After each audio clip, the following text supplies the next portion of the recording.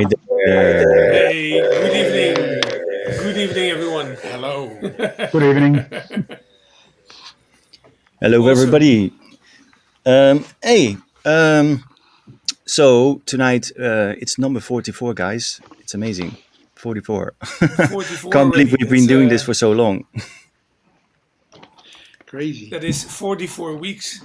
44 weeks. Yeah, that's how long we've been in lockdown. So anyway, good evening, everybody. Good evening. Welcome to the show, and welcome Samuli again. Thank Looking you. beautifully green tonight. You really worked on your background, man. Awesome shot. What's the secret? What's that behind you? What's that light Uh, source? that's it's no, my wife bought it somewhere, and it was first in our bedroom, but it was a bit too green. I was trying to find its place over here, and it's I kind of like it. I've been using it a lot here. Sort of a lightsaber. That's what it Yeah, Yeah, feels and it like. is. Yeah, Yeah, but and it's you should have a really long yeah. extension cord to really fight with it because it's Okay. yeah, it's something I can see you when you have no inspiration. Grabbing that thing and walk around the studio and fight off the demons. yeah. Yeah. Welcome, man. Good to have you back here. Thank you. Robin, good to see you again. Great to see you. And I can Awesome. All of see, you yeah, I can see all other friends and colleagues checking in. Aura's here. dropping in. Yeah. Yeah. So hello, everybody. And the guy who has been showing up in the comments a lot of times, Eric Demon. Good evening. And finally Hey, he's man. here. Hey, Finally great to he's see made you. It's a new world. it. Yeah. Okay, then. How is it on this side? Good. Yeah, it looks a lot like my home, but yeah, I like it. Nice. And you're not in your studio right now, right? No, I'm at home. My Wi-Fi is horrible in the studio, so Mhm. Oh yeah. Okay. Well, that I guess it's good for productivity to have weak Wi-Fi. yeah, it's the best. Weak Wi-Fi, strong production. Yeah, Yeah. hey, that's a good one. That should be a T-shirt. That Yeah, should be a t-shirt. I Yeah. think I'm going to make it a shirt now. Yeah, we should do that. So, how have you been? How have you been doing? Have you been productive lately? I'm getting back to my production thing. We had a baby like 10 months ago. Just Oh, congratulations! Okay, thanks. congratulations. Yeah. It's Congratulations. so thank you. It's that's a lot of work. It's amazing, but yeah, it takes a lot of time. So I had to adjust to that, and do all the young father things and stuff.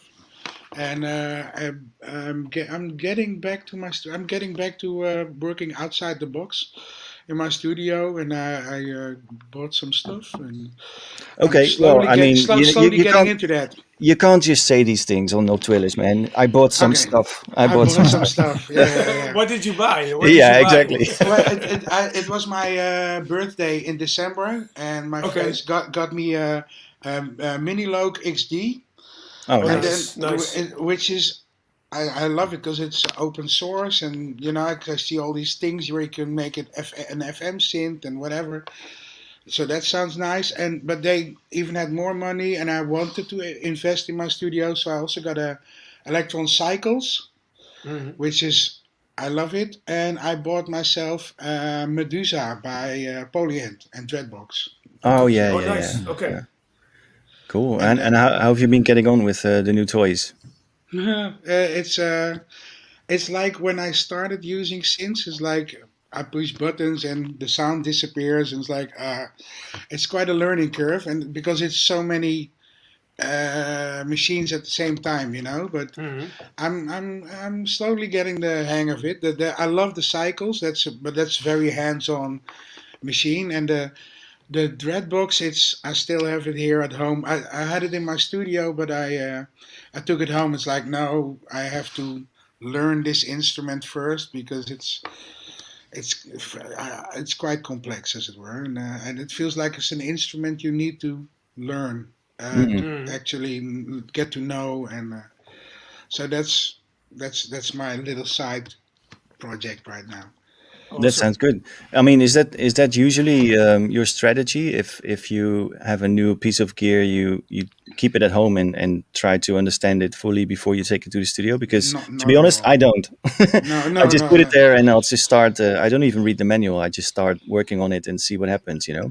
That's what I do. But I was just I tried to do that with the Medusa, and it's like, no, that's not gonna work here. It's Okay. I have to figure it out. Mm. The only thing that works is the drone mode, but that's I think that I got something out of it. But I think that's the how do you say, that's the first level of how to use that machine. I think because Mm-mm. you can go quite deep with it, and I for once want to try that. Because usually when I do it like you, I always do it like you. Like I just get it started and see what happens, and I feel I miss out on a lot of features because you find a way that it works for you, and then what the machine does for you. But Mm. there's so many more options. Yeah. Yeah. True. Mm. Yeah. Yeah. I don't know. It's always finding the balance between being productive and spending time reading about what you can do. Yeah, for sure. Sometimes I feel it's wasted time, but yeah, and other times it can be, if it's a very complex machine, it can be good to, maybe if you feel you've exhausted the piece of gear, just to have a look at the manual and see what else you can do with it. Yeah, Yeah. So yeah. so if anybody has some tips for Eric, what kind of tricks are in the Polyend, the Medusa? It's Threadbox and Polyend, right? It's a collaboration between the two Yeah, companies. Yeah. Then the feel Dreadbox free Ah, and this one, feel yeah. free to tip us off. yeah, the pads, they also are like, they have how do you say, axis. So like you have the Y and the X axis, which allows for certain values to change. That makes the playing quite. I have to figure that part out mainly. Is How it to like a get. joystick or? No, it's 8x8 grid of like pads, but Yeah. Okay. the little pads also have if you turn it up, it will have do different stuff where you touch the pads. So It's like a matrix control or something like that, or It's like how it behaves when if you touch it harder or if you touch one of the pads on the side, that it I behaves a think so, bit and different. you can That's assign that's that. really interesting. Yeah, and you can assign that also. So it's the way, it's instead of a keyboard, it's you have this grid thing, and Okay. yeah, it's what I get out of it I like, but I need to, it's not something, what I get out of it I cannot use in my music yet, because it's just, Okay. it's a bit too free form, or I think our Portuguese friend Gustavo, 1,000 Details, is hinting to using the pads like plocks. Like I guess that's like you can lock parameters on each step or something. I guess, mm. right? Yeah. Have you tried that? No. I haven't passed the drone phase yet, so Okay. Oh, what Yeah, Split are Radix you sure actually you said have the the same power thing. on, or is it just the ground making drone? Or I'm not even sure. It might be broken. It's just like having, I don't know. But it's now I'm very intrigued by it. So what it sounds to me that it's an interesting an instrument that I compared to, for example, the electron gear like the analog rhythm or the octatrack or something, an instrument that when you start on it, it's you maybe need to study a bit or whatever, but even if you have it for like 1 or 2 years or longer, it will never bore you because no, there's so much in it that you can use it in so many ways. It's always interesting in a way. yeah, that's what I'm banking on. It's Yeah. like I think putting the effort in will get some great results, and it will. Yeah. I like synths that are, how do you say, you can use it in different ways. They're Yeah. like Yeah. open, I, and I I have think this is exactly one. that with the analog rhythm. I bought it to be my replacement for live only, Yeah. to replace the TR-909 that I keep in my studio. but it ended up being the rhythm ended up being like the most important drum machine now in my studio because it's so versatile. You can do so many things with it. Yeah. So. A question from LFO Exorcist. Has the big gear that is too complex or has too steep learning curve has not been worth the effort and eventually you have dumped it? Which one? Oh, that's interesting. I think, in my case, I never think it's too complex because when I think it's worth it, I'll spend the effort, getting the stuff out of it that I want from it. But yeah, I mean, some gear is worth it, and but if it's the if there's two axes, like difficult to use and shitty sound, or on the other end, easy to use and amazing sound, it can be up to like halfway, But if it's just too difficult and you don't really get what you want from it, then it's probably then you could say that it doesn't click.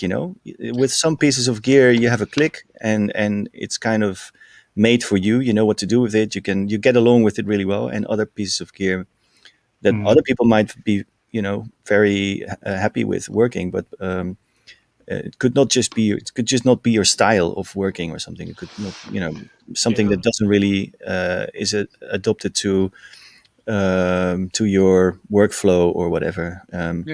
So it doesn't really say much about the gear. It's like the combination between the person who's using it and the piece of gear, I guess.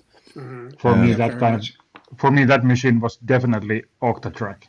Oh yeah. I mean, it's a machine that it's quite commonly used, and people seem to do really amazing stuff with it. But for me, it wasn't my thing. Didn't gel with it.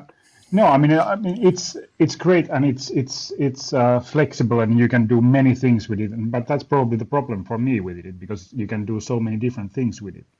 And the resampling thing that you make loops and then you resample and recycle them all over again. I like it's more simple. I like machines make a sound and then I route it to somewhere else or something like that. But this whole electron ideology with their machines it's definitely not for me. But yeah. I guess we arrived at the electron praise / bash 5 minutes of each episode. It always comes up.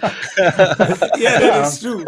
There's only one piece of gear that I sold again because I didn't like it, and that was the machine drum. Oh but it wasn't the workflow though. It was the sound character that I didn't like. At the time. Maybe if I listen back to it now, I'd like it, but at the time I didn't like it, and so I sold it again.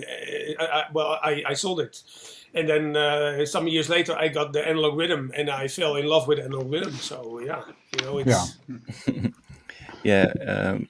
Aura says I had the same with the Octa, and now I love it. We had him on the show, but he's an extreme example. We had him on the show a few weeks back, and I think he mentioned at least 3 or 4 pieces of gear that he sold, bought again, sold again, and bought again. So that was funny.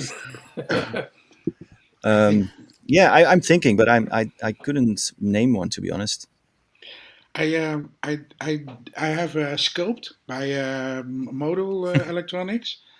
That I don't know. It's like that. I think I'm gonna get rid of it because I don't know. It doesn't work for me. I want buttons that I can use or whatever. And this is like I need an iPad with it to program it, and it's not worth the effort. Although the sound from it is amazing, but it's just too fiddly, and I don't know. It's not my thing. All right. Earlier you mentioned I'm getting back into hardware. What was the phase before? Did you make music in the box for a while? And obviously you were into hardware at some point before that as well, right? I in '96 I bought an MPC 3000, and that was your first instrument, huh? I had a Roland JX3P before that. Okay. And then I was performing it with Gyrate, those guys. And one of them had an MPC and a 707, and I had the synth of us, but I didn't have the little programmer box, so it was I don't know, but that's just this early. That was really early, like early '90s. And Gyrate. yeah, Felix and these guys. Frederik and Heiko. Frederik, yeah, okay, Yeah, yeah, yeah. long, okay, yeah, And then I bought the MPC, uh, and that's what I used that for 50 years, I think. And then I bought a laptop, went in the box as a lot of people did, and I don't know. That can be quite it take quite a long time to get results somehow, yeah. and have it. It's not as direct as I would like. So I'm happy with the stuff I'm discovering now and getting. I want to make a combination of having a laptop running and have all my gear running all at the same time and Right. Is just that your current situation? You have yeah.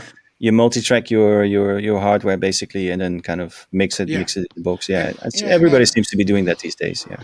Yeah, I it's actually went into that like 3 weeks ago, 4 weeks ago when I bought the ERM multi-clock. Oh So yeah. because Okay, nice.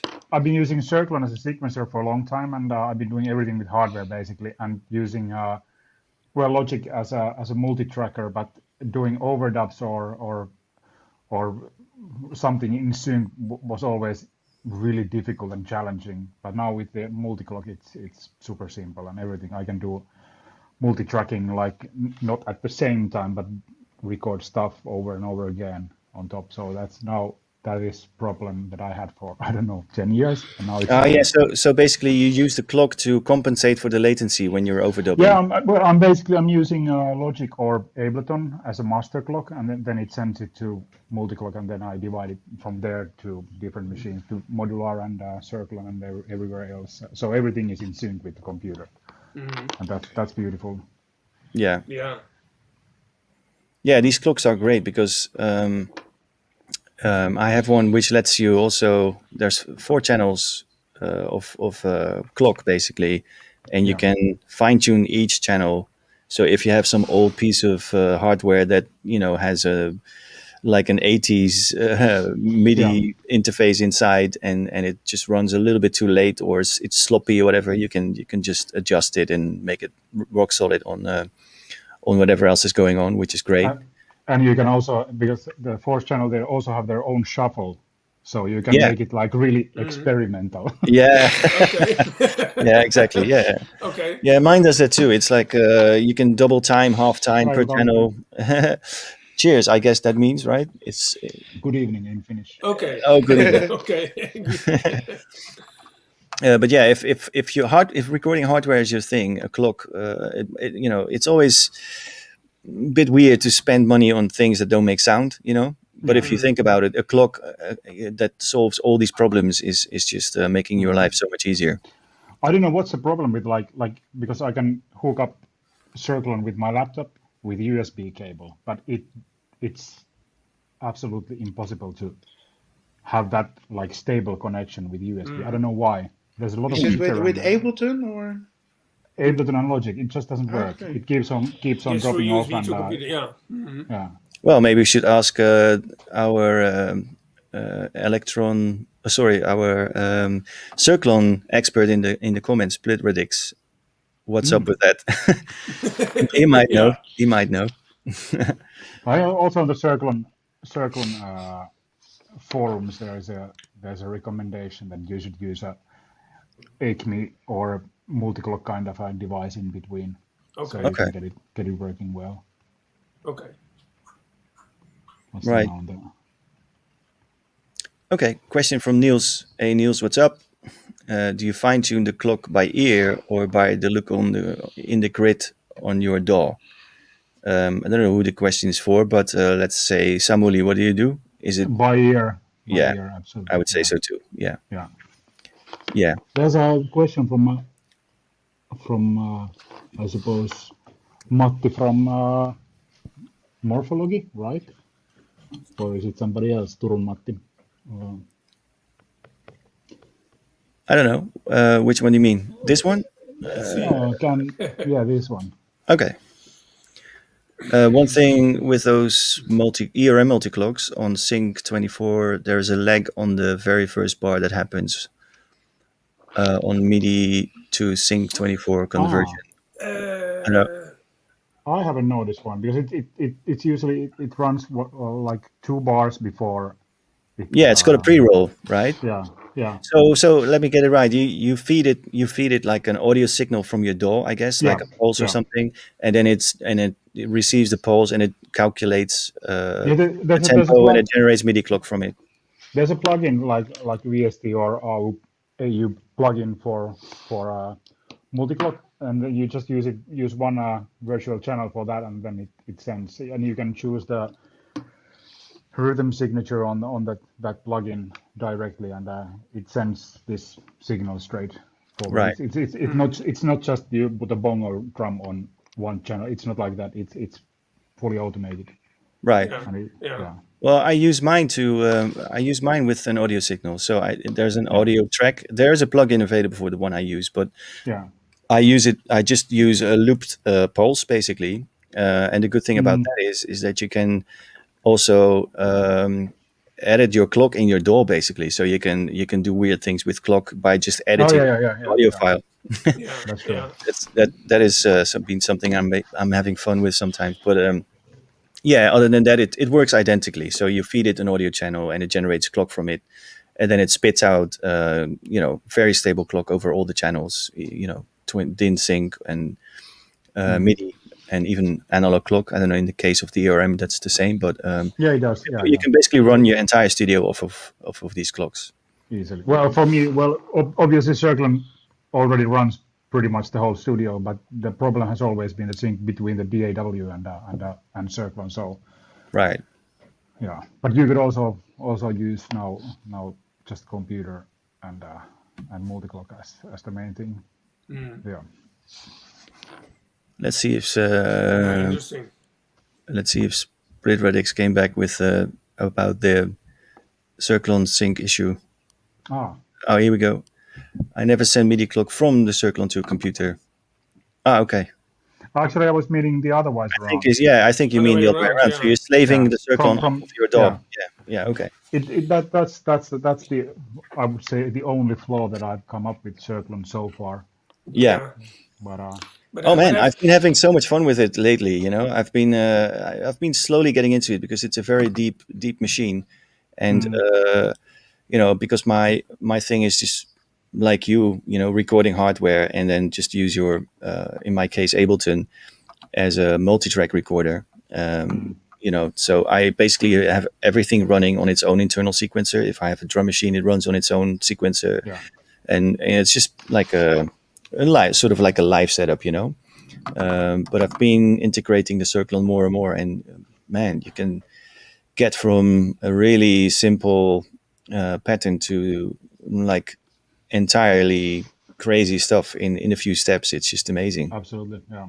Yeah. There's a I think I mentioned it last time on Knob Twiddlers thing that when I think I had the Circlone for like 2 or 3 weeks and or like really short time, and I was having an artist dinner with Tresor, mm, and Daniel Bell was playing also at Tresor that night. So we were talking about Circlone, and he's been using Circlone since the first, I think before already the P3 version, and Mm. he had like this modern Circlone. He had the version 1, I think, and he said that there's still like after all these years, there's still like new things he finds on that Yeah. machine. So it's super deep and complex when you get into these auxiliary functions that you can make these probabilities and stuff like that. So it's Yeah. Well, I and mean that's pretty much on the surface. To be honest, like going from like a TR style programming. That is yeah, something you can do when you over the box and yeah, hook it open the up. box Yeah, and when you mm, press start, that's the first thing you do. mm, Um, and then the layer beyond that is getting things, forced to scale, or change the direction of the sequence. That's all pretty much on the surface. It's all in the main page. But yeah, like the auxiliaries, and it can get absolutely wild. It's just incredible, and very quick too. Once you know where it is, it's Okay, really fast. awesome. Yeah, it's nice for improvisation and going Like, from do you do going. you do you have like I know in the analog rhythm you have certain buttons that are like conditional buttons, like that Yeah. only do stuff if you apply on a certain condition. Is that in a circle as well? Yeah, and you can. Because then you can really get crazy with variations and improvising stuff. Yeah, and you can also set up these like probabilities for certain functions, Okay, and cool. you can, if I understood right, you can also chain these. So if there's an event Yeah, okay, cool. that triggers another event, and all this is based on probability. So Yeah, it's really super complex things that you awesome. can build with that. Yeah. Talking about probability, you've recently acquired the Ornament 8, right, Samuli? Yes. How has that Yes. been doing for you? It is well with. I kind of there's well, Pulsar, Lyra, and Ornament are those are I think I You got an I'm actual Soma corner, Soma Labs yeah, corner. I do, and I love it.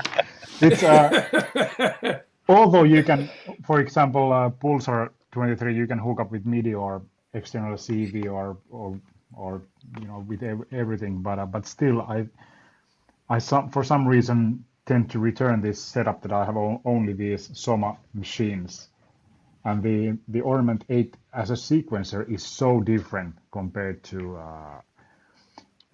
for example, Circon or any step. Uh, it's kind of it's It's now like terms. probability only. No. It's it's a kind Okay, of Euclidean thing that you. okay, So okay. first you use like two cells. There's 8 cells in Ornament, and first you use 2 cells, and you define the length of these 2 cells, and then you like when you trick one, and at the end of the cycle it tricks the next one, and then you can set it as a loop, so you get the basic with that, and then you can start building based on that to make extra cells, and you have this.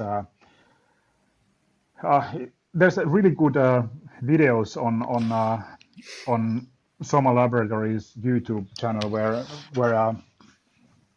Vadim, who is the designer of Ornament 8, is explaining the functionalities, and you can get a really good picture. They're really well described how it works, but it's quite a different. It's the whole Soma way of thinking with the machines is it's like a sandbox for adults who are Yeah. interested in making sounds.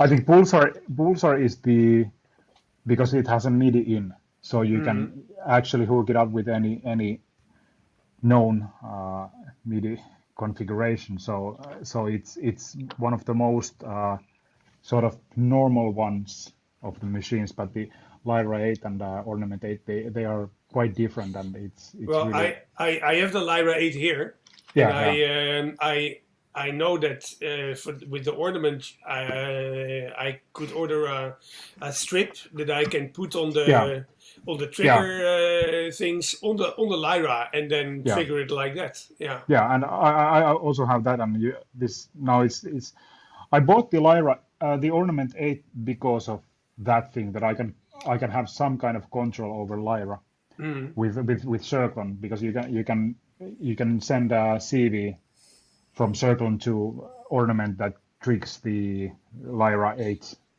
cells or the oscillators. Okay. But now using it more like I use MIDI sequencer to Ornament, so I can trick like these sequences that I've built with Ornament 8. So it's a Did bit it stick different. to the tempo? Yeah. Yeah. Okay. Well, Yeah. well, the starting point is trick, Yeah. but Okay. then Yeah. everything else is tuned by your ear. Okay. Wow. Yeah. It's very So interesting. yeah, so you Yeah. do Yeah. you basically manipulate the sequencer live in order to get stuff from it, right? Yeah, but you can still use it for really simple on-grid silly techno. So it's there's I've done a couple of videos on my on my YouTube channel or my Instagram. There's a lot of jams lately, but there's a couple of ones that I've done with these Somalab instruments only. Okay, yeah. I mean, you've been really putting out a lot of videos, so I would encourage people to check it out. There's some really good stuff there. It's like your Friday night routine, right? Sort of like, Friday, I would say Monday to Sunday. yeah. Okay. Okay, but yeah, but it's like, I mean, there's nothing else to do these. Well, of course, we've been home for a year now, mhm. so I suppose doing music in the studio and well, you know, we are all in the same shit together, and this is something that because music for me, it's just obligatory that I have to do. That's something that I get the shit out of my system by doing music. It's my escape, and well, I don't know. I just want this. This feels like a natural for me now that I do music and I share it to people. And those Yeah, who it's great. find it, I'm pushing to anybody. This is not the thing. I'm like the most secret content maker ever. But you wouldn't mind if people find out about it, right? I mean, No, it's I mean the most interesting part is not actually the music, but what kind of conversation started with the music, and like people asking me, hey, how did you do this thing, and then we start talking about, for example, some kind of technique or well, basically the same thing that we are doing here now. yeah, exactly. Yeah, Yeah. cool. Let's see if anybody in the comments Yeah, interesting. is throwing some interesting stuff at us. I should do a housekeeping shout out. People who are watching this on Twitch and YouTube can comment here in their comment section, and we can actually see what is being said. And sometimes we bring it I, into the There's conversation a if it's there's actually interesting, and otherwise we'll just ignore it. I actually see Mike. something good idea Yeah. that you should do something with morphology, guys. Matti is actually the other half of morphology is here on the chat Okay. as Turo Matti, but you should invite morphology guys because they are doing a really fucking awesome job. Okay. Okay, cool. Like Matti is really deep into modular and making his own modules and stuff like that. Oh, And nice. morphology, they are doing really awesome electro. That sounds Cool. wicked. Cool stuff. Yeah, absolutely. I see Mike Storm here as well, a friend of mine from Alkmaar. Yeah, he also makes amazing music. Mike Storm. Yeah, Absolutely. when Hey, we were Mike. still allowed to play, I played a lot Yeah. of Mike Storm stuff actually. So Yeah, same hello, same Mike. here. How are you? Where is he? I didn't see him in the comments. Where is he? Yeah. He was He's there. explaining that he's using his TR-909. He runs it with the internal sequencer and MIDI input at the same time, which I have done in the past as well, because it's a nice combination of using Okay. the 909. Yeah. Cool. Okay. Yeah, Eric, what I wanted to know from you actually. You've done stuff which is quite all over the place, right? From Yeah. housey stuff, tech house. I hate the word tech house, by the way, but what A it's combination of house and techno. yeah. To be honest, I It's like never tech understood why house. people are dissing it. Why? Yeah, tech house, ambient, all these words. I don't know. It's like Anyway, but do you, I mean if you make music with most of your stuff is quite functional, right? Because you're coming from a DJ sort of perspective. Do you? I mean, right? Or is that wrong? I mean, the stuff that I know from you. Well, depends. There's I do ambient also, and that's what Yeah. I've been doing last year. It was great to do these lying down concerts for people to actually relax to, and and musically it was very interesting to me. it was not so much functional as in a techno track can be functional, but it was functional as in I had this idea and I wanted to try it out, and the result was very relaxing music. Right. Yeah, Okay. which is quite functional, but it doesn't sound. That doesn't sound like what I would consider functional music. No. Okay. Okay. No, but I mean the things that were sort of more dance floor oriented. Like Yeah. always really funky, housey funk kind of stuff. Do you when you work on that kind of stuff, do you have a dance floor in mind, or do you have an audience in mind, or are you just making tracks that you like and see whatever happens to them? You don't care about? Um, I the thing is, I try when I go in the studio. I don't. I try not to have a preconceived idea of what I'm gonna do. Right. Because I saw Carl Gregg once say like when you come in with an idea, it's never going to be, the result is never going to be what you want. And I used to do that for years. Yeah, Like that is true. I'm going to At make least an in acid my track, but with a really big bass or whatever, and it ended up being a jazz track, whatever. It's like Yeah. so I I I just go out and make music, and in the end I see it turned out to be a funky track or techno or ambient or Mhm. the it's I do think of dance floors, but I mean I started out as a young kid as a drummer, so when it's functional, I think it comes from there. I'm thinking about, as a drummer, you're like, hey, we're in the bridge now, and we're going to the chorus, so I need to do that, and I need to let everybody know that we're going to the chorus. So here's a big drum break. That's where the functionality comes from, I think. Mhm. I'm not sure. It's just No, it's interesting that you say that, because I think that comes up a lot.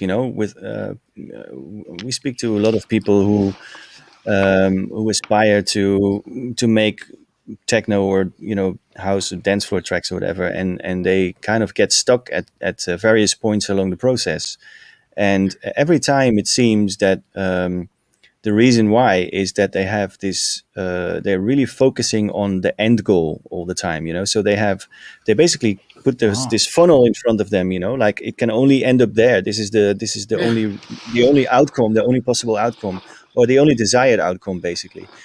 But I'm like you. I guess we're all like that. If you make a lot of music, basically, my strategy has always been, I'll just fuck around, see what happens, and Yeah. whatever comes out, and eventually that track that is a big bomb on the dance floor will happen. Because Yeah. that is just something that will come along if you just spend a lot of time in the studio. I And think if you those tracks that become the total destroyers of the dance floor, they happen just by accident, and yeah, they're not always meant it's to be that one. Yeah, exactly. Yeah. the best ones are never, and this kind of over fabrication of tracks is like you have this goal, or that as you said before, that you want this to be the biggest hit of Ibiza this year, then It's you can never probably never fuck it going to up. be that. No, Absolutely true. not. And True. the And also strange this thing is this like, I agree with Coil go here. ahead. Coil is dropping, having expectations, setting yourself up for failure. That's true. Yeah, absolutely. Yeah, absolutely. Yeah. yeah, but still, so Absolutely. many people just punish themselves. At least some people Yeah. that I've been talking to Yeah. lately. But I think this also this kind of this social media culture that everybody's showing like their best and their Mm, prime, and nobody's talking about the difficult years, the learning years. Like I'm 45 now, and I'm learning to do something already. Like this 35 years in the music is now has taken me to this point, and now I think I we feel that are we are I've all still learned learning, like you this know? much. Yeah. Yeah, Mm. but this kind of this expectation that you are 20 and you are starting to produce music, and like if you are not a star before you are 22, you are nothing. This kind of fucked up ideology that the Yeah, it whole is. social media has brought, that this I think it's much more interesting to see the whole like arch of some artistic career instead of these one-hit wonders. This kind of how did True. you get okay, this is what you do, but how did you get here? This is something that should be like the next thing in social media that people start to share their stories that okay, this is what I did before I became famous or whatever. No, that's bad word to use. Famous, being famous is nothing. It's bullshit. But this kind of this is what I did before I made this thing that I'm proud of, that I can finally say that I made it, kind of thing. Learning years, Yeah. which is let's start talking about those. There's a guy who started a little computer company in the US in the 80s. His name is Steve Jobs, Yeah, and he always said like the journey is the reward. yeah. And I think in a way there's a lot of truth in that, you know. I mean, I think we all started doing music in the 80s or 90s here, and Mm, I also can think that I can say that we are all still learning, you know, and I think that's a beautiful, great thing, you know. yeah. Yeah, and especially learning stuff like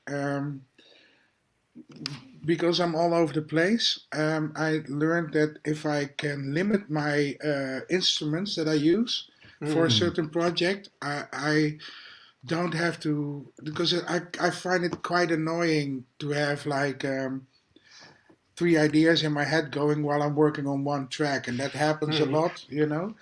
And with if you limit yourself in with the stuff you use, like this the mm. synths you use, it takes away a lot of that uh, noise, you know. And it's just like, hey, I'm now doing this track, and I'm Exactly. limited to do Hey, those Nico. two things. Cool. I and it Mm. helps me delve further into the sound instead of getting the kitchen sink and an orchestra to get into this track and whatever. Yeah, It's like this is it and this is fine, and I can have peace with just making something just with these absolutely. machines. Yeah, Yeah. And it also helps with your creativity, of course, like yeah, yeah. if you limit yourself, but that's a Yeah, that is given, I true. guess. Yeah, it forces you I, to use your creativity, of course, because Yeah. yeah. Yeah. but the thing is, this is something that is probably coming up in 50% of the talks. Eric, the thing you just said, limiting yourself.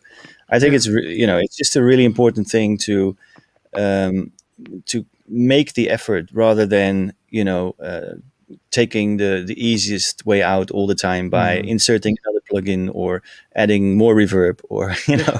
you know what I mean. It's like yeah, you really have to sort of search for the essence or search for something that is actually meaningful or conveys an idea or whatever, rather than Mm. just using technology to make noise, to make things Yeah. happen.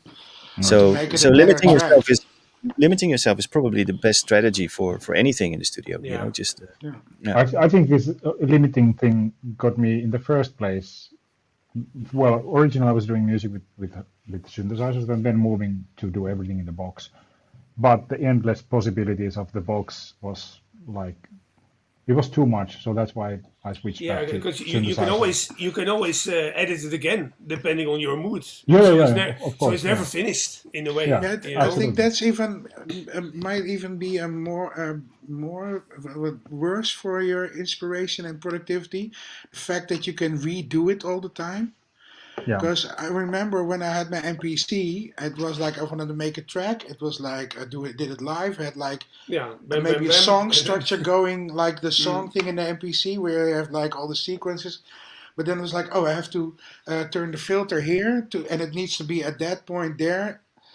If and then if I failed and it wasn't right, I had to do it all again, and then it kept it fresh, and it kept it how do you mm, say It got human. There was human touch.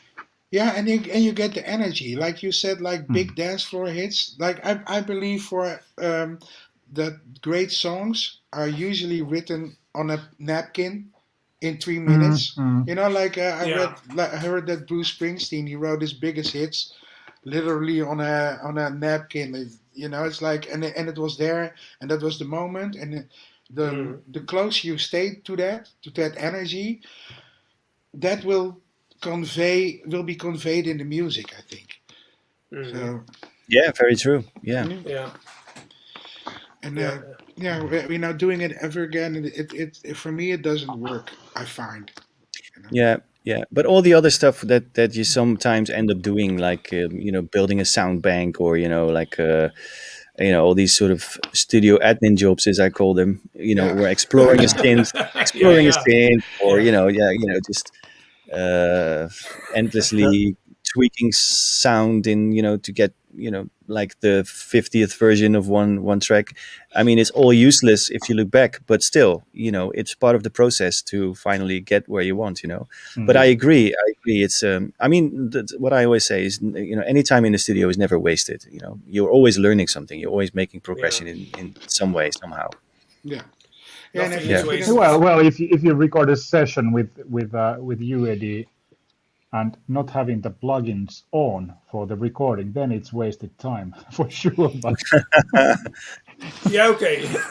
Yeah, it's also lesson it sounds like learned that next sounds like time you're you're not talking doing from that. sounds like you're talking from experience, Samuli. Absolutely. Yeah, I mean, yeah. I think it's Let's talk about also what that there was on the embarrassing chat. studio moments. That would be a nice one. Like I've had collaborations where I had a guest, who had only like 20 hours between two flights, and we really wanted to get something done, and then recording and looking at each other during the session, like, yeah, this is amazing, and then all to just to find out when you run back to the computer to stop the session that it wasn't even started, like it wasn't recorded. Oh my God. Okay. Nice. Yeah. that's the Those a few, worst. I have had a few of those. Yeah. And in the 90s, I used Cubase on an Atari 1040, but it was Yeah. cracked. So it was like, and then you're learning so much and you don't know anything. You're happy if you even got a 4 to the floor bass drum and some stuff going, and it's like it's gone. And it was like the best thing you ever did. It's Best thing ever. Yeah. And then. yeah, at that time, it's like, dude, wow. And then it's Yeah. gone, and it's just like it would be. You have to pull the plug on the computer. It's like the worst thing, man. Yeah. Well, then you must remember zip drives as well, Eric. I'm currently I mean, using zip drives again. Seriously. Yeah. Wow, What? that's Yeah. that's some brave decision, because I Oh, use man. zip drive with my Oh, MPC, and the click of death. I had like 3 copies of every zip drive. I have Because, what they break down. I haven't never had a zip drive breakdown. Oh yeah, joking? well, No. Okay, Wow. you're being serious. Okay. Yeah. So I'll tell you. In my new setup, I have a zip drive and I have a dot recorder, which I'm using just because sometimes I have a job next to my music now because of the whole thing. So I work in the studio on that, and then in the meanwhile, I'll just in my little breaks, I'll just mess around and I'll just record it straight to dot, and then I have something. I did something on my music, and I like it because it's you need to focus, get it done, and then maybe can use it later for whatever, but it's just fun to have that. It's I'm working here. There's a dot recorder, and it's like just hit record and just do some stuff, and then later we'll see. And I hope to like in a while have like a 3 hour full of a dot 3 hour full of different stuff, and see what we take from there. What you can do as it were. No, but I seriously, I've got some horror stories about zip drives. I mean, you should Google "click of death." No, I'm afraid. Yeah, Okay. I've had it sometimes. Before a live gig, that I had the click of death, and Yeah. then The click of death. the Yeah, zip yeah. disk. No, The it's zip disk. it's a real thing. It's a real thing. The Yeah. zip disk breaks. Yeah. Yeah, I used to Yeah, tour. I know this. Yes, Yeah, I I used to also had tour. a zip drive for my Akai sampler, and yeah. Right. Okay. Well, I mean, it's I don't want to to scare you, Eric, but Oh no, it's There fine. is something that can happen to any zip drive, and I believe people who are technical, just correct me if I'm wrong, but if the head that reads the disk gets misaligned, it Okay. just stops reading the disk, and the disk is just trying to mount all the time, or just trying to read the directory or whatever, and you hear this click click click, just going in circles, and there's nothing you can do. And the worst thing you can do is eject the disk and insert another one, because that disk will also be infected.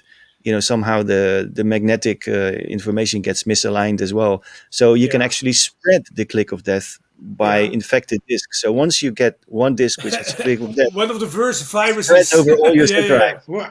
I And came and here for a lovely time. What is these horror stories? okay, okay.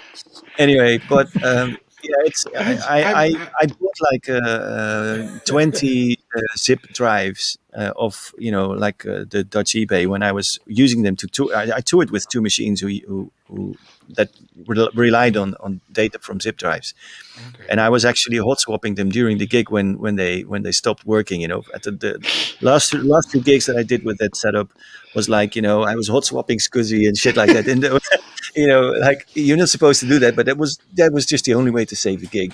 Anyway, but Wow. so yeah, zip drives, I man. feel very lucky. Even found like the old because I use them on my MPC the 3000. So I even Yeah, yeah, found yeah. like I found zips from the 90s with samples and songs on there. I still have them here as well. Yeah. Yeah, they work Yeah. perfectly. I never even I was amazed. Like, wow, this is a really good format, zip drive. Okay, well, I mean, it might be a good idea to have them backed up on some other format, at Yeah, some yeah, point. yeah. I need to figure that out now. I'll put it on the list. Yeah. Again, I don't want to scare you, but it can No, no, happen. no. It Fantastisch. can really fuck up. That's Uh, weird. That's a really strange, different perception we both have. Like, oh, the zip drives, it's the worst. I'm like, never. Simon is asking, is that SU700 trauma? Yes, exactly. That's what I'm talking about. So I used to have two of them, and I used to play with two of them and mix between them, basically DJ style. Okay. Just Yeah. DJing with hardware, basically. And I had like six outputs, three stereo or four. I don't remember. I think four stereo outputs on each, so I could basically bring in elements from of one track into the other and sort of merge Mhm. the sound and whatever, Yeah. and make really nice transitions and stuff. But then at some point I had to reload one of them. I have to play the sort of happening the track that was playing on one machine, and then quickly load another track on the second one. Just to because it can only hold one song at a time. Yeah, yeah. One track at a time, and it worked great. It was fantastic. But when your zip drive stop working, it's not so good. No, no, no. Oh, I never knew. I really never knew. It's yeah. Because they are great machines to jam live with, the SU700s. Oh Like yeah, absolutely. It's how you like can manipulate the audio with it and all. It's great. Yeah. yeah, for the type of music I was doing back then, it was great. Split Radix is a question for everybody. What piece of gear do you have multiples of? Multiples, I guess. In my rack, I have multiples. Hey. Well, Well played. Well played. Yeah. yeah, Samuli, uh, anything? yeah. I have a well. At the moment, I don't have any more multiples, but I have the Korg ESX1. I have Okay. two of that because well, I really like it. Now I And have only why did you one. get the second one? You want to make sure you always have a working one, and if one goes No, broke, actually, I was using that back then. I or was one breaks using down. both in my live setup. So, and also when writing music, I didn't have a Circron back then. So they were also sending. There was uh, two channels, two parts on each that you could send also MIDI notes to other machines. So it was. I didn't have much gear back then, and but yeah. But now I think the only things I have multiple is couple modules like Bastel P-Kick. That's really nice kick drum on modular that I like, and I have a couple of those. But yeah, nothing much. I could have like 2 Junos, but 2 Junos. Is it the yeah, 106 you've got? yeah, yeah. Okay. Is that? I think that's a requirement for if you want to have a studio that you need to have a Juno 106, right? I don't. Exactly. I don't. But it's No. something. No. It's a first synthesizer that I kind of fell in love back in the days, and I didn't have it for such many years, and finally when I grew up, well, no fuck, I'm gonna buy one, and I got one. And I haven't been using it much, and I'm pondering Okay. should I sell it or not, but it's still here. Yeah. I know think many I people see who that there's have so one, many but I studios. don't. Well, I Yeah. mean, in We my have case, one in our studio as well. sorry. We have one in our studio as well. But Oh it's, yeah. Edwin Ooster was one. Yeah. Okay. Yeah, like I said, the multiples I've got are multiples, and I've got 20 zip drives. No, but seriously, Let's I've got. see. I mean, Multiple zip drives here, multiple MIDI cables, audio cables. yeah, I'll have to have a But look around. But instruments, no. Instruments, I I, don't I'm, have. I'm, I got two I'm, distressors, but that's just to make it stereo. I've got two Trident compressors. I've got two Lynx sound Yeah. cards. I've got. Oh I yeah, have I've so got I two, have haven't I? two, 4,000 and 8,000. I don't know if that counts as doubles. No, You know, yeah. what else? I have two RME sound cards here, so that's then also two. But Yeah. I for the used to have rest, two MPCs for a while, but okay, and fancy. I think somewhere in the back there's a two old Behringer compressors. Mm. One Okay, from the 90s. Because I heard that Johannes Heil made a sound with them and they were cheap, and I was like, yeah, I need to have them. But Oh, that's another I good don't know. one. Did you get? Have you ever got any gear because your favorite producer apparently used it? Yeah, Behringer, what Autocom Pro. Nice one.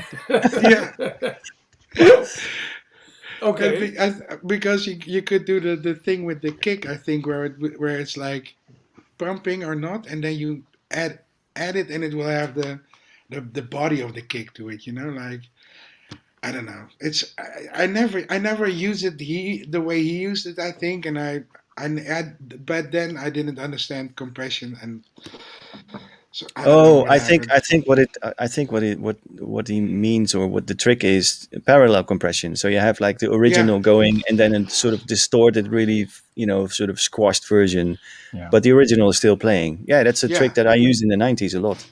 yeah, Just have a kick run through some effect and just really gain it up, but have to dry wet somewhere like halfway, so you get the original sound, which still has the punch and the transients, and then have this distorted version sitting behind. Because if Is you that just what you used on? okay. Sorry, is that what you used on Panic? That track? Because no, that's quite. that was actually made on an NPC, Eric. That's why I played it like a million times. It's like it's an NPC track. I can hear Well, it. there you go. You thought, hey, that feel, I know that feel. There is an NPC feel. There is, That's and true. no, I'm not. Not I'm in not Panic talking though. about. No, no, no, no. But I'm not talking about the shuffle. But I can hear. You can hear the bass drum. If it's straight, you can hear. I think I can hear that it's an NPC sometimes. Well, Okay. I think the MPC has rock solid timing. I never discovered. Yeah. I mean, the shuffle has a certain shuffle to it. Yeah, Once you get it into shuffle mode. But if you use it like straight without any shuffle, it's just really, really, really solid. Like yeah. really, really accurate timing. I saw some tests, and I believe like the 3000 and the 2000, they don't have any. They don't have any. It's just there's no faults. Or they Yeah, yeah. say that it's just every bar or every beat is the same length as the other. Mm. There's not one little microsecond missing. It sounds Yeah. quite amazing, I think. Same is true for the Circlone, by the way. Circlone is tight as fuck. Yeah, Yeah. I don't know because I don't own one, but what I see and what I hear is like That sounds. If you want it tight, you need that machine, the Yeah. Circlone. Yeah, yeah, for time for solid timing on the hardware. What monitors does Eric and Samuli use from Hassan? What's up, Hassan? Samuli, you want to talk about your Uh, monitors? yeah, I'm using the Genelec 8050A. Can use. Ah, yeah, they're just behind the curtain. There we go. There you go. And we have the Adams, I think. The Okay. Yeah, Adam. 77 Yeah, with the the double cones. no Oh, there's two cones, right? yeah. But it's not the one that's flat. And Oh, then okay. we share a studio, and in the control room, Hmm. there's these audio technica, I want to say. Audio Or Technica, yeah. Dyne Audio, Oh, maybe. din audio, Okay. din. Yeah. Yeah. Okay. And though, but we're in a live room where we make the music, so we never mix there. So the monitors, it's just if it sounds fine, it sounds fine. Mm. For the mix, I'll go upstairs to the din audios, and Okay, that's so you have you don't have any acoustic treatment in your studio. no, it's a big live room. It used to be the no, don't know if you know the Fatal Flowers, like an old rock band. Ah, okay. They it's their old studio, so they made it Okay. for a rock band. So, and we were in the back end with a couple of gobos and just making music. And then later on, you get used to how it should sound. But Mm. usually it's too much when I mix there. There's too much bass.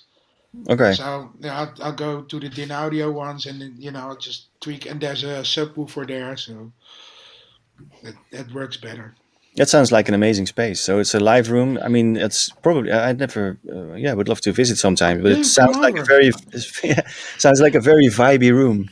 Yeah. It's Been amazing. Yeah. used by bands before and by other Oh musicians. yeah, That's it's always Yeah. good. It is. the vibe is there's I call it the great indoors. Like Yeah. you have the It's like nature a is a great. 70s vibe, That's what I got when I visited your studio, Yeah, Eric. yeah. It's like a 60s, 70s rock band, It's like wood whatever floor, vibe. Yeah, yeah. Persian rugs, and yeah, we just it's just very the lighting is nice, and it's very inspiring to work. It's we always come up with something, whether we're working with Aaron or on my own. It's just the place oozes calmness, which is very nice if you need to Mm. be inspired. It needs, that's why the Wi-Fi is so bad. I think, like the whole world is not here; it's very far away, and then you have time to, listen to the ideas that pop up in your head. Eric, Yeah, are you ever recording the Great Indoors as a separate track that you The play room and itself. yeah, hmm Yeah, we have done and use it as a kind of instead of a reverb, but but work it a bit. yeah. Yeah, Mm. I do quite a lot use just like found sounds and I record a lot of stuff on my phone and Mm, then work that into the background. yeah, Just yeah. like sounds strange, but like particular places in or moments in my life which are important to me, or it's like, hey, it's great, I'm here now. Also, what place you make a picture of. I also usually try to record like a minute of sound, and it's like Mm. recording, Yeah. and then more often than not, I will use that somehow in a track. Yeah. That's cool. Yeah, I think vibe is really important for a studio. Mm. If you just want to feel comfortable, right? You just want to be in. You want to enter the space and think and really feel. Okay, now I'm going to do something interesting, right? Like Yeah, instead of being in a room where it's really scientific and dull and set up for mixing or whatever. I don't know. I've never really gel with rooms like that. No, me neither. I went to Dennis for Schoor's place, Yeah, and that looks like a science lab, but it's yeah. the most Closet, the vibey, science closet. yeah, the most vibey closet ever. It's like it's just great to sit there, and see what's happening. Yeah, it's true though. In his place, it's basically the look of the gear. It's like my Yeah, God, what's all this? And it looks like you are going to receive some kind of helmet with electrodes sticking out. Do you need to wear Taking your those vitals or something.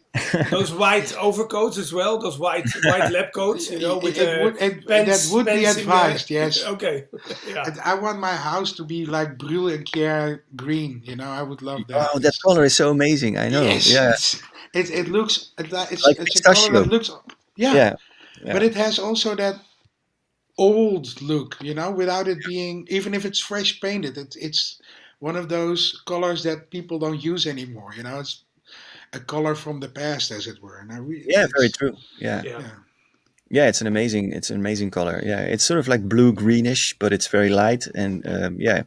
Anyway, yeah, it helps with having some kind of awe for those machines. yeah, yeah, and they weigh like a ton each, so it's like, Yeah. and he had this sticker on one of them, courtesy of, or what do you say, property of NASA. I'm like, Mhm. that's okay. I grew up with, like that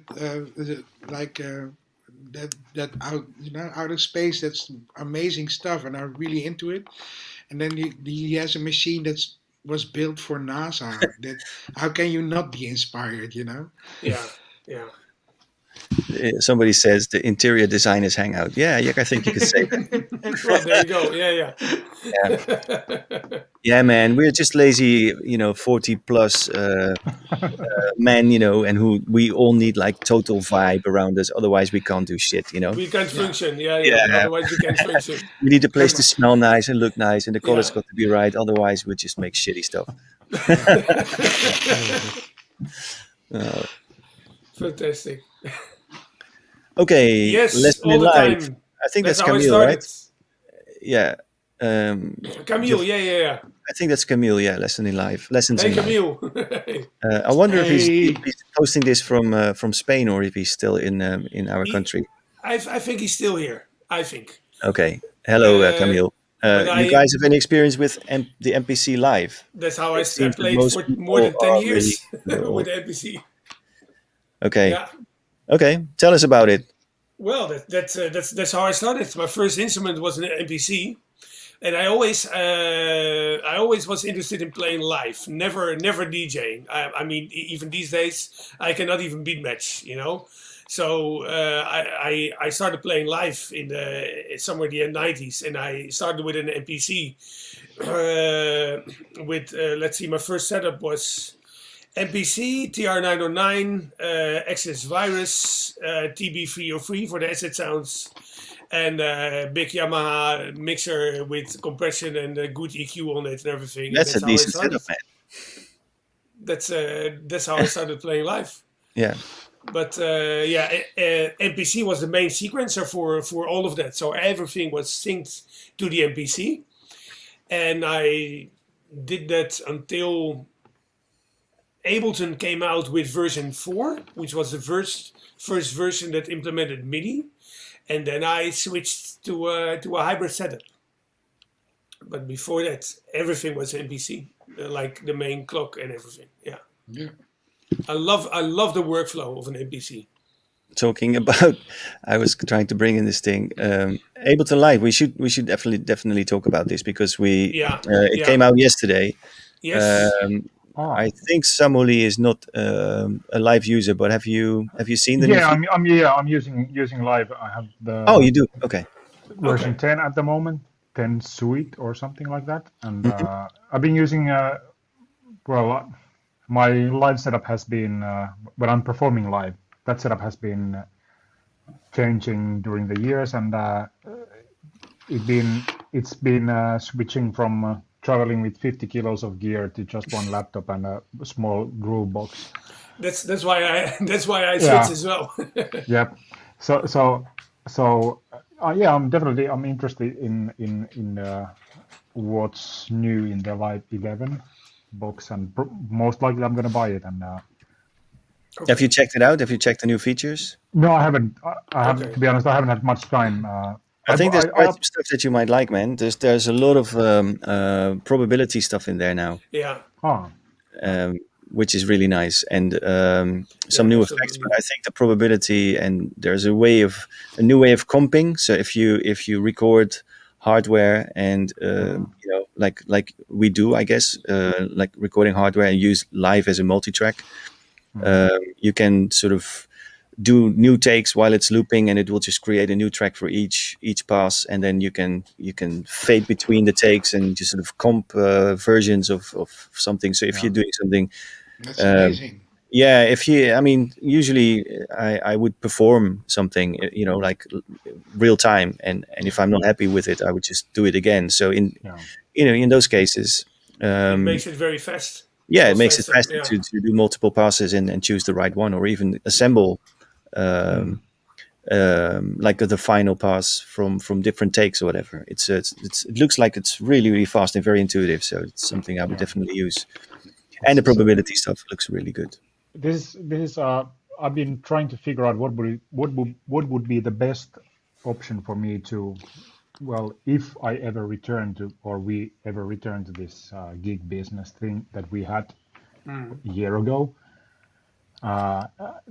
what would be that kind of software that I could use for performing live without traveling all the gear and still having the same stuff that I have on the tracks that I write here in the studio. So I think the Ableton would be still then the choice of weapon.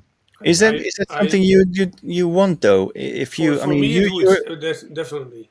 yeah, but I mean, Samuli is, you're putting all these videos out with you yourself improvising, and you seem to be very capable of, coming up with shit in real time. So, I mean, of course, you need like a shitload of gear to be able to do that, and a pretty extensive setup to cover the whole range of sounds. But still, it's something. Yeah, well, those jumps that I've been doing, they are just like it's one track, and I have a certain set of gear that I'm using for that one track. But it's kind of it's limited. So doing a like 1 hour live set with that just same like 2-3 pieces of gear, it would be probably a bit too limited. Well, with the modular, it's bit different because it itself has a almost endless possibilities. But I don't know. I've been planning to do a live gig or set from the studio that I have. I have like certain set of gear for one track, and then moving on to the next one, and not using one machine for more than one track. It's kind of, Okay. so I could do like I don't know 5-6 tracks with different sets of gear and moving from one to next one. So that would be like really interesting, kind of set a challenge for myself to incorporate the whole studio to the live show. So how would you set things up in live when you would do a live performance, like in Ableton? I mean, would it be just a bunch of clips, or would you also manipulate soft synths? Or yeah, well, how I did it with just the push 2 and then Ableton, and I have basically all the tracks for songs, tracks for tracks as separate loops, and I would still arrange everything live. So there wouldn't be so much possibility to tweak some like unique sounds. It would be more like filtering them or making kind of extra effects for them, like separate tracks. But still, they would be different than what the track was originally as it was recorded, because I would arrange everything live, and that's the live aspect for me when performing with Ableton. Yeah, so you basically improvise with elements that are already there, which are taken from tracks, and then you kind of make a new thing out of it. Yeah. Or and it will be so that you have kick, bass, everything on separate tracks, and so. Yeah. It's a lot of work. But still, I like the idea that you have the full control on everything instead of like this is something that I recorded and then it was just like 4 more bars. Okay, next. Yeah. Yeah. So you have like instant access to whatever you want. Yeah. Right. Yeah. Yeah. That makes sense. So I mean, as with every live set, no matter what you use, having the possibility to be intuitive and make your decisions when you think of them, is probably the key thing, right? So you can react like on the spot in real time at any time to whatever is going on in the room. Or if you have an idea, you should be able to instantly do it rather than having to wait for a bar, or like something Yeah, to but run out. Yeah.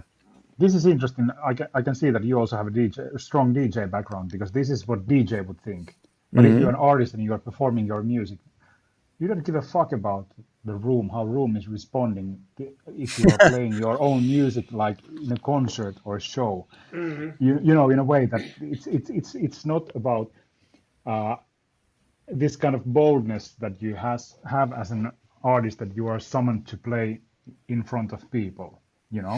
Oh well, I So don't know. so I don't know if I agree because so but well, Yes and no. you're not pleasing their people no, no, no, no, as no. an That's not artist what I'm who's talking. performing. I'm not talking about that at all because what you are doing as a DJ and a live performer, you are, if you're good at what you do, you're basically playing with the energy, right? You're having a Yeah. conversation with the Oh yeah, audience, yeah, yeah, yeah, yeah, and yeah. and of course you can have you can part of the conversation can be, shut up and listen to my stuff, because Yeah. the next 5 minutes is going to be the way I like it. But there Yeah. can also be moments where you respond by creating tension, by leaving things out that you would normally not do, or that people don't Yeah, yeah, expect yeah, yeah, at that yeah. moment, or That's true. so every time you make a move, you're making the move because you want,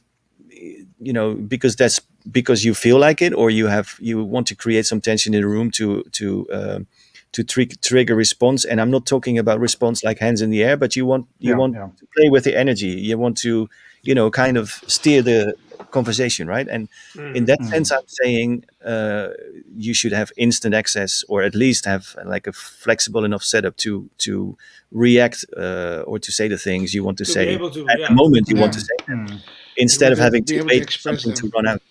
Yeah. What do you say, Eric?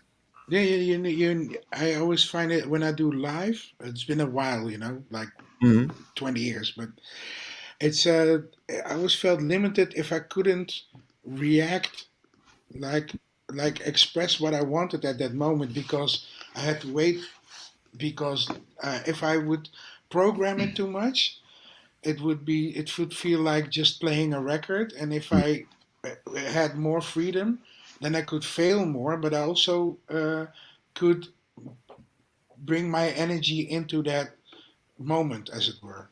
Yeah. Yeah, I know So exactly what you're talking about. Yeah. yeah, Yeah. I mean, I always say there needs to be an element of danger in what you do. If Yeah. if you are if everything is what you have prepared is predictable to yourself, then yeah, the chances that you will sound boring is bigger. And if things can happen that you don't expect, or things that can happen But that you that don't quite also leaves control. room for that it becomes better than you expected. If you Yeah, have because an you're put on the unpredictable spot. element in it. Yeah, yeah. So Robin, you have a similar thing, right? Like Samuli, you have Ableton as sort of the sound bank, or where you draw your elements from, and then you improvise with them, right? Yeah, Yeah. that's how I do it as well. Well, I wanted to say that's how I do it as well these days, but lately I've been doing hybrid sets that I'm doing lately, like combination of DJ and live, that I use Ableton as my main platform, and I use the analog rhythm as a drum machine, and I just use my own loops and someone else's loops and stack them and do whatever I like. Oops, But I think we lost Samuli. He'll come back. okay, but also lately I've been doing hardware only things again, like for example with you, Jochem. The thing in Berlin, for example, that was hardware only. Yeah, yeah, And true. I've Yeah, and I think now with whenever I use Ableton or hardware only, what I think what I'm trying to do is I try to create a good balance between overview and room for improvisation. So that I still have overview that I know where things are going, but that I also have room for improvisation to make, for example, exciting breaks and stuff like hands in the air moments. And I think that's that balance. I think lately I found a really good balance in that. And I think if you have that good balance between overview, so that you don't get lost, but still room for improvisation, then you have a strong and effective setup. Even whenever that's partially Ableton based or hardware only. It's those are in the end those are just tools. Is there anything in Live 11 you think you'll be using for your live shows? Anything? I installed it yesterday, and I still need to dive in a little bit of it. But I think I'll definitely use some of the new probability things, but within certain parameters. Again, because I don't want it to be able to go all over the place. I want to have probabilities, but only within certain parameters. So that I can Ableton still already partially does that control very it. good. I've in Ableton that already works quite well. You can set like a certain scale or that's number what of I do notes. with all the mini stuff that I control from my mixer, for example. Yeah. For example, if I use a looper in Ableton or a beat repeat or whatever, or other MIDI CC data, I always have that within certain parameters. Yeah. So that it exactly behaves as I want to behave. That it's it can fluctuate, but only to a certain extent. Split Redick says installing Live 11 the day it's installed. I think he means the day it comes out is quite great. Yeah, it is, but it works fine so far. So I'm happy with it. Yeah. Well, the thing is, you can still run 10 or earlier versions alongside. It doesn't overrun. Yeah, it's So basically, non-destructive.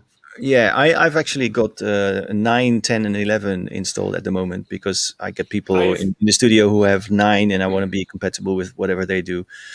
The only thing is you can't open anything in 9 that is made in 10, and I'm not sure how that works with 11 and 10.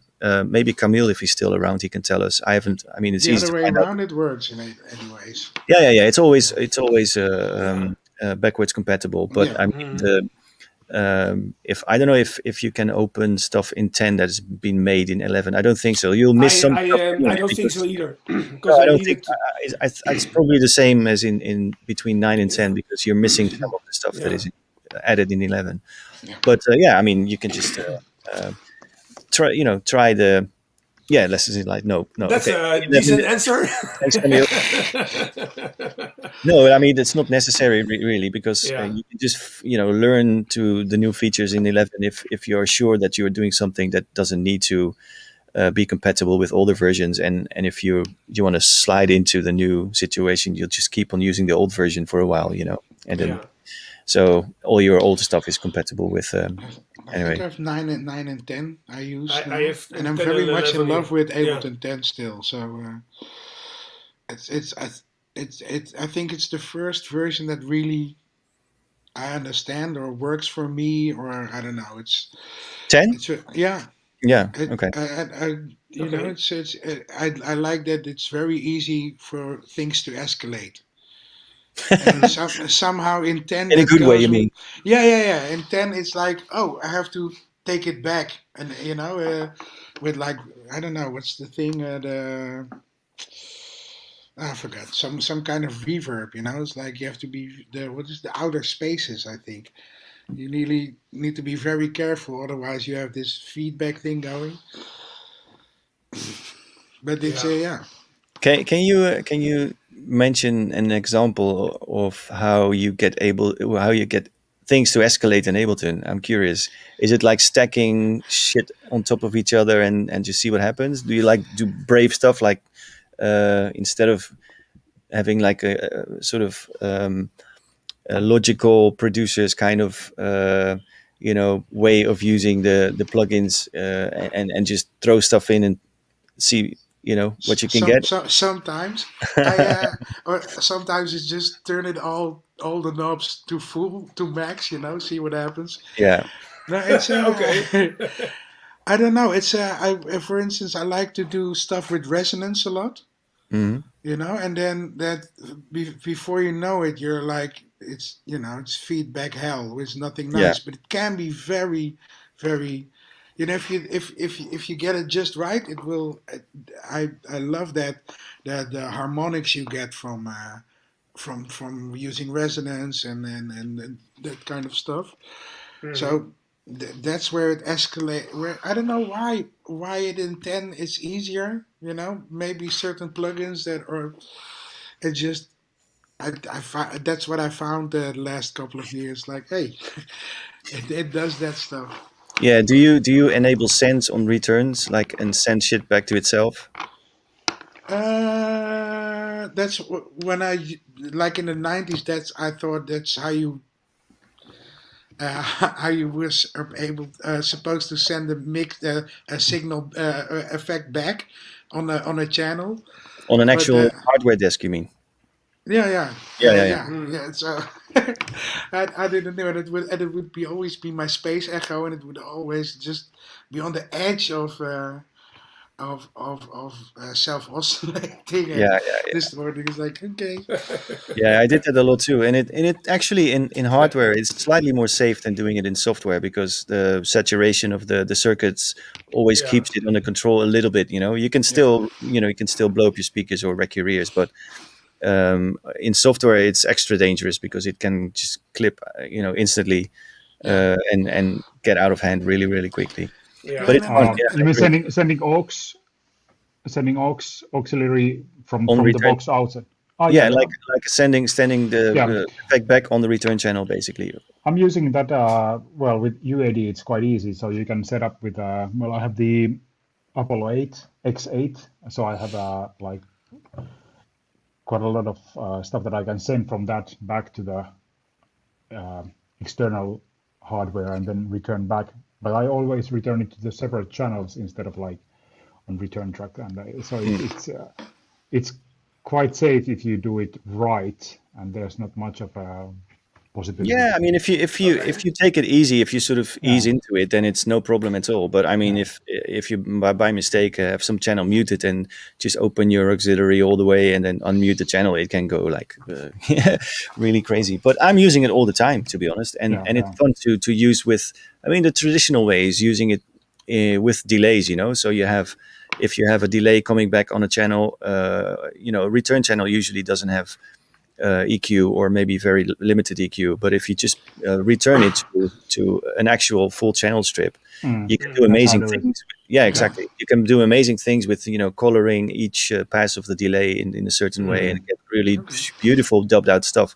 But you can do it with reverbs too. You can do it with anything really. So it's just yeah. That's how I do it. Everything. yeah, yeah, cool, nice. I love it.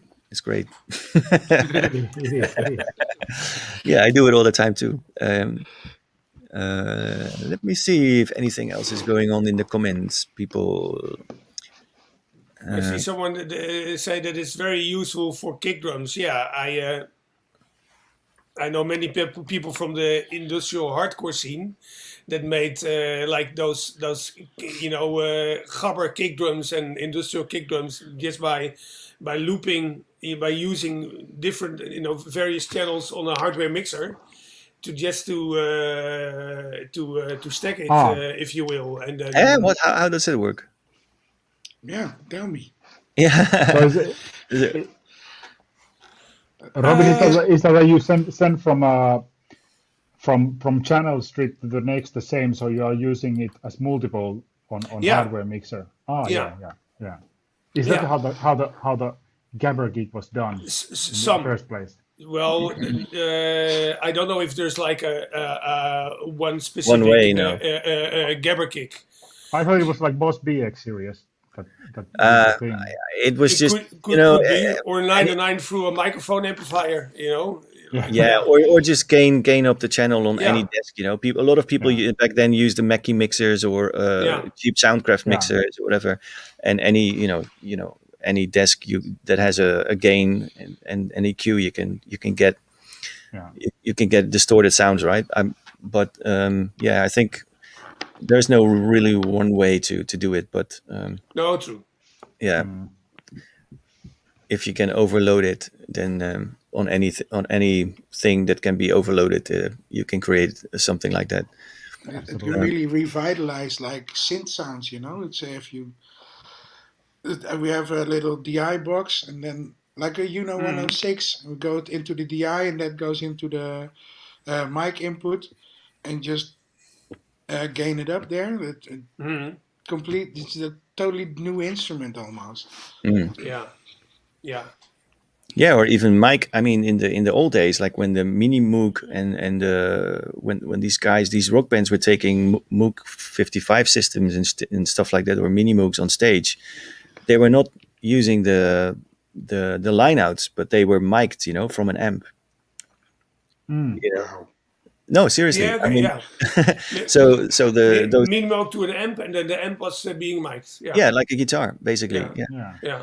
And then I- it's a really nice trick to do in the studio too. If you have some, even if it's a cheap speaker, have some Bluetooth speaker, put it in your closet or in some room where it gets some acoustics added to it, and just play it out and mic it. It brings like a layer that you can add to the sound, which is not like unlike anything else. Yeah. There's actually really decent one UAD plugins for that are like That simulate. simulating this. Yeah, Okay. yeah. This whole like through, and you can choose which kind of Which guitar cabinets? amplifier you are Yeah. using for it. Yeah, But it's more fun to do it with a speaker. absolutely. And I have to say Just that swing it around on the chord and just record the movement or something. I should Like a analog Leslie. Yeah. That you, my dad used That's he pendulum was, like this. yeah. my dad was he was a guitar player Okay. in his young days. He passed away already some years ago, but there's still some of his old Fender amplifiers lying around at my mom's place now, and I should probably talk with my mom that I get one of those to my studio and try Get 'em experimenting all. stuff. Experiment with it. Yeah. Yeah, absolutely. Because they're still Awesome. working, they're perfect, and they are like, I don't know, 40 years old, and they still sound like absolutely. It's like instant rock, instant 11. Yeah. Amps that old usually I understand that they're quite sought after. Like that particular. I know they are like really super expensive at the moment, sought after. But this is something that I will never sell. No, Of no, course. but they're sought after because they sound so well. I think. Yeah, It's, yeah, absolutely.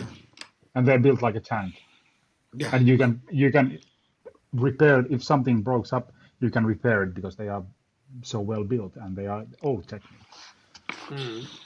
Yeah, I like stuff that you can repair, as it were. Yeah, and telemark. Instead of replace. The yeah. what? The How many telemark. times Nice. how many times I have repaired it myself, and how great does it feel? Analog solutions, eh? The telemark, yeah. eh? Yeah. There's Nice. the potentiometers are like super shitty, and like 3 or 4 I have already replaced. Okay. Hassan is back with a question. What synths right does one. Samuli have on the right? Okay, yeah. Run us through it. This Man. one. I mean, it's just too small, a little bit too small to see. This is TBXOX, so 303 clone. Okay. The obligatory acid thing that I don't use that much. Okay. Okay, but I have- what else? What else? Because your frame is just I can make out that I think. let's see if I Is that a can. Maxi Brute from Arturia? Ah, yeah. Or the Poly Brute? Or some The Arturia big Brute? Something really brute. Yeah. So yeah, here. Oh, sorry, I was switching more. So Matrix Brute from Arturia. Maxi Brute, okay. It's quite a beast, and earlier, like this learning curve thing. This is something that I've been fighting with. It's basically it's pretty simple. I mean the oscillators and how you can route things, but the matrix thing that you can make really complex things with this. So you can basically choose freely things that modulate other things and Okay. whatnot. It is brilliant and it sounds really fat. Juno 106, then Acid Lab Miami 808 clone, ESX. They're here in the back. There's a Moog Minitor for bass. Then Waldorf Blofeld. Okay. I still sometimes need these lush pad sounds, and that's the only machine for those. Blofeld is great for that. Yeah. Yeah, it's good for that. Then there's I took my light sword. Here we go. This, May the force be with you. thank you. So there's All right. the Soma Laboratories side. So Lyra 8, Ornament 8, and Pulsar 23. Then Vermona DRM drum machine, drum synthesizer. Nice. This is something that I've been using in pretty much everything that I do. I just love the sound of it, and it doesn't sound like TR-808 or 909. That's why I love it, because It it's has so its own character. absolutely. MS-20 Mini, Telemark, then Duff Dark Energy up there, Moog DFAM, then the modular thing. There's quite a lot of different stuff, but how I built my modular system is that I can do this kind of free-flowing self-generative patches with like Turing machine and that kind of stuff that I can explore different like unexpected behaviors or happen accidents with the modular, or then just like using the circadian rhythm sequencer and like really on the grid kind of techno thing, so I can use it for both. And then on the other side, there's the more like control thing. So there's multiple things. This is what I forgot to mention. I have two of these Alice's 3630 compressors, which now that Daft Punk said that they are leaving the business, these are like the next sought after thing, because everybody's wanting to be the next Daft Punk, and this is the compressor. Yeah, true. The Alice's ones, That's your pension, Settlers. That's your pension, yeah. Absolutely. I bought them for like the other one from Jori Hulkkonen for, I don't know, 40 euros, 50 euros, and the other one from somewhere else for a bit less, I think. And then this is surprising thing. It's quite well hooked, so I can. It's a Zoom guitar pedal, G2.1U. It's my dad's old, and it's here, and the distortion I get from that is absolutely fucking brilliant. Okay. There's actually on my YouTube or Instagram channel, the track that I did yesterday, it's the distortion is from that, and it's crazy. Okay, and then there's Batch Bay, and there's also a couple effects and effect pedals, then Circon sound cards, and that's about it. Cool. So amazing. Thanks for that. And in the meantime, somebody came up with a really nice nickname here. I think you deserve that one. Yeah. But what I'm interested in, so you've set up your studio. It's like your personal way of doing things, right? So you said you set up your modular in especially to do generative stuff. Is that really the only thing you do with it, or is it? No. I mean, it's a system that I can use for doing this generative things and more like ambient improvisations. Right. but I can also use it for like making straight on the grid techno with hooking up because there's also with the modular I have the Dofer A155 sequencer and also circadian rhythms, which is really good sequencer for modular, and so. But and also I can send stuff from Circlon that because it has the CV in out extension, so I can use like separate sounds. But also I use modular for running things through it for some other synthesizer that I can use the patch bay that I just send it through. For example, clouds by clouds or some element like that, or sample with Morphogene or something like that. Yeah. Cool. Yeah, it's funny you mentioned that zoom distortion and how you kind of fall in love with a certain function on a certain machine that everybody else overlooks, but you somehow you find it amazing. I've got some stuff like that as well that nobody uses, and as that specific little thing that you always return to because you just fucking Yeah. love it. I don't know if this overlooking of some machines is because nobody who is famous doesn't use those, Use it. Yeah. and Okay. Yeah. so this kind of because you can buy really cheap stuff and make amazing stuff That's with it. great. Yeah. That sounds great. Yeah. But as long as you know what you're doing, I mean, there's so many ways to fuck your sound up in a good way and in a really cheap way. Yeah, And but that's you're totally right. But the way you said it is like you always return to that for distortion because you just really love that specific way it yeah, does that. yeah. I can totally relate to that. I have several things in my studio. Like lately have been using this Steiner Parker filter on drums, which is Yeah. I don't know. I just can't get enough of it. It just does something to the frequencies, and it's borderline painful for your ears, but it's always just just not painful enough to become annoying. You know what I mean? So the frequency, Just a the few peaks, dBs Yeah. below. the peaks it throws Yeah. out are just I don't know. I've never visualized it, but they must be just insane. They're like almost notches or whatever, but like really steep ones. But for some reason, it always is still sounding contained and musical. And yeah, I never get bored of it for some reason. Do you have Because a? Do you actually have? Hassan said on that I should try Erikason's distortion tube overdrive modules. Yes, I bought one, the Fusion box, but I had to send it back to the Thomann shop because it was broken when it arrived. Okay.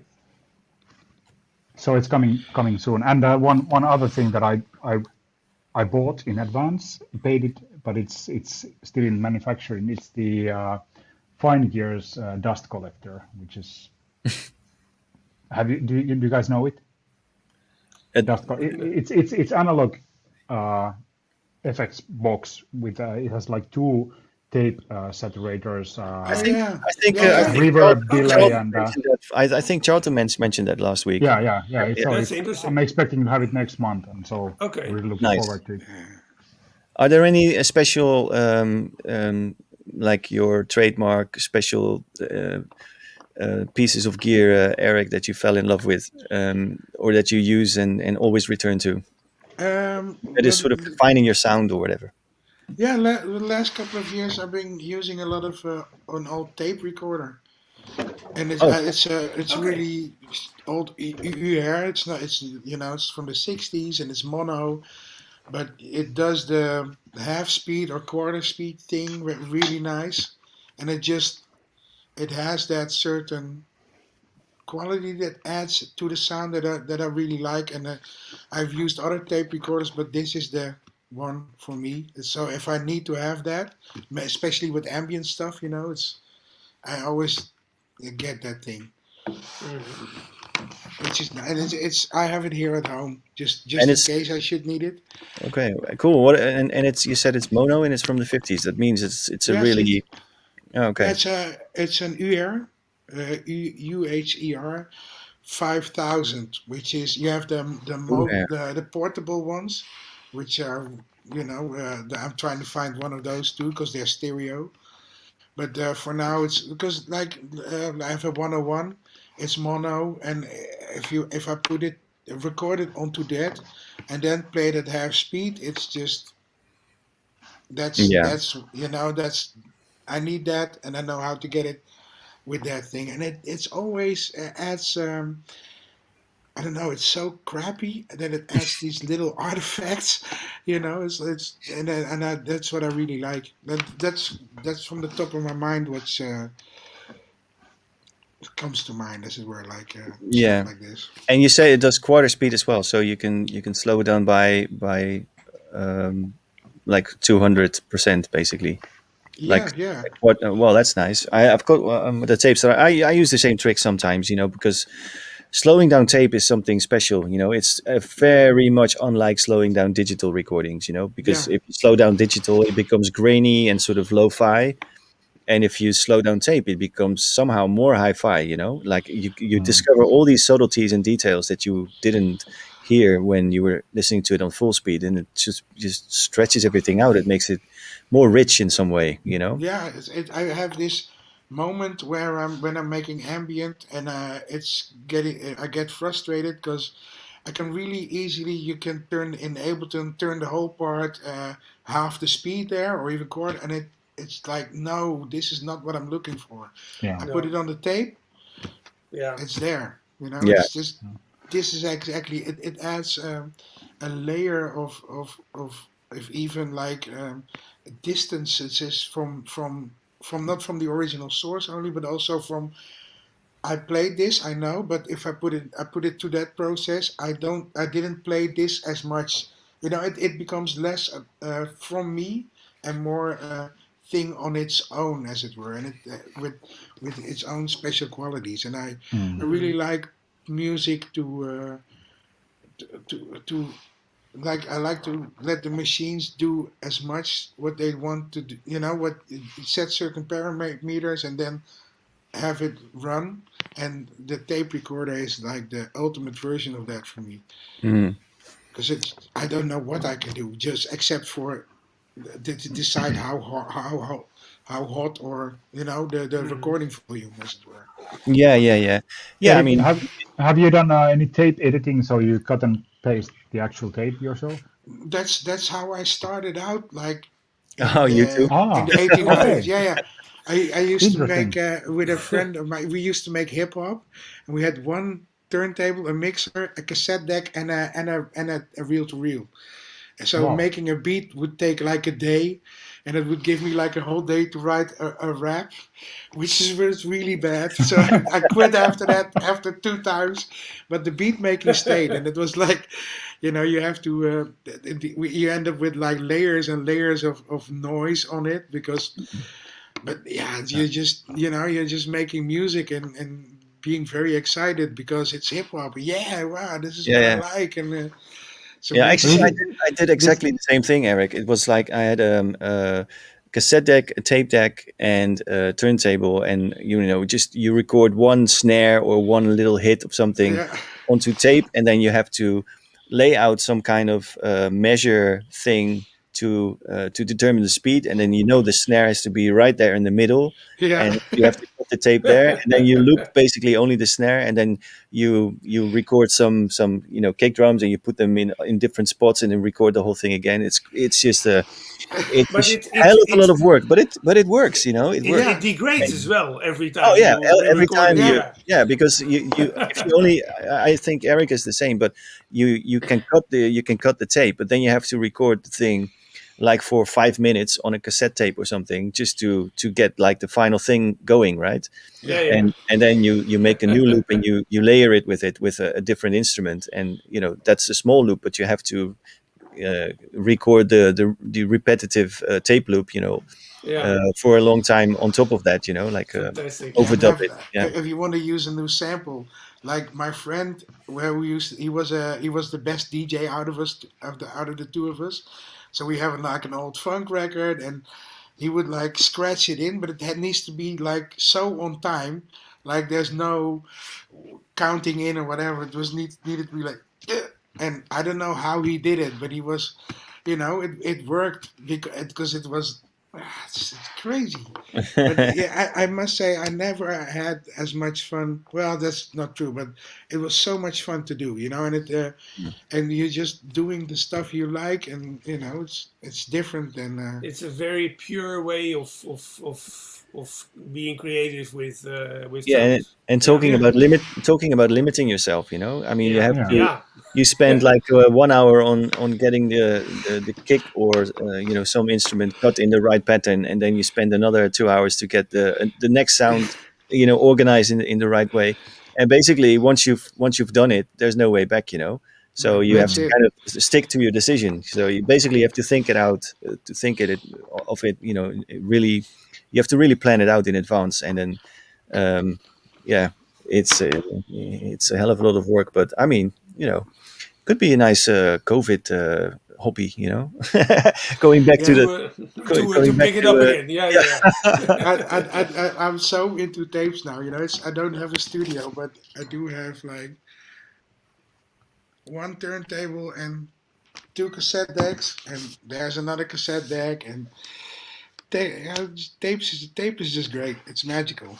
Yeah, I've yeah. left True. tape for a long time until I went back to it some time ago, and I forgot how long the rewinding and forwarding takes. I mean, Yeah, these days are like you hit play on anything that you have at your disposal, and it plays And it instantly. plays. Yeah, Yeah, Instantly, yeah. and yeah, I mean that's something you could everybody could use to so much, But and even playing a vinyl, you can skip it, or you can cheat by you don't have to wait for the whole timeline to pass by. Mhm. But tape, it's just if you need to listen to something at the beginning of a tape and it's all the way forward, it takes like fucking 3 minutes to rewind yeah. a tape. You just Or three you whole need to find, minutes. or Yeah, you need to find a certain section, yeah, and you don't know what the counter at what counter yeah, it, you're gone. It's like yeah, no, no, no. Ah, yeah. yeah. But It's it does. But before our daughter was born, I decided, hey, maybe that's part of the charm. You know. yeah. yeah, Yeah. and I Actually, wanted to Mm. have there, like I there's think things in general they are much more rewarding if you have to make a little bit an effort for achieving something. oh, absolutely. Like, exactly. Yeah, yeah. yeah. It's not bad at all. I mean, it's No, no, just no. It's that's how it it's should something be. you get used to. It's something Yeah. we all got used to, that everything is But instant. this, There's I think in the comments there's everybody's talking about tape now, and I saw one. Sorry to interrupt you.